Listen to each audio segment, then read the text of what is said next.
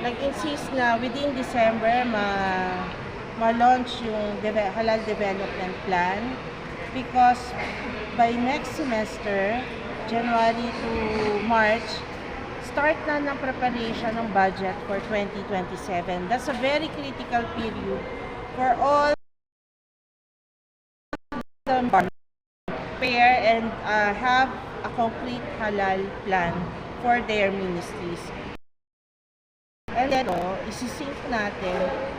So, yung buong BARM, meron siyang sariling halal program na and investments niya po.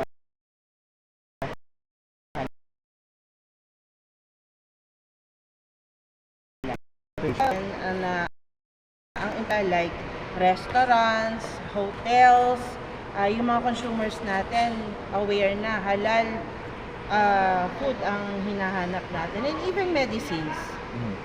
Kaya makikinabang dito yung mga businesses and yung mga consumers natin.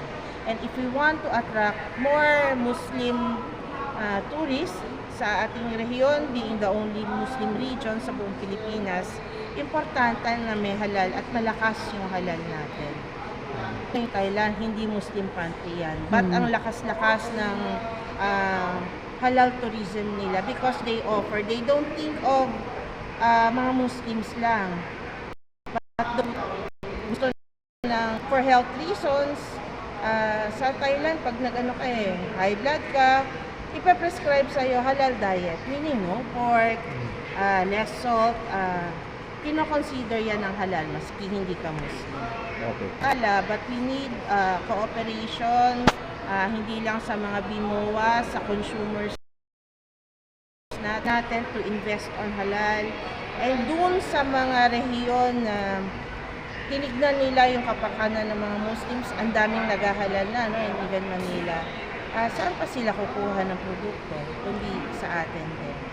And papalakasin din natin ang trading sa Bimpiyaga because other sources ng halal is nasa kapitbahay natin. At tayo yung pinakamalapit sa kanila para mag-angkat din ng halal while developing our halal sa Bangsamoro.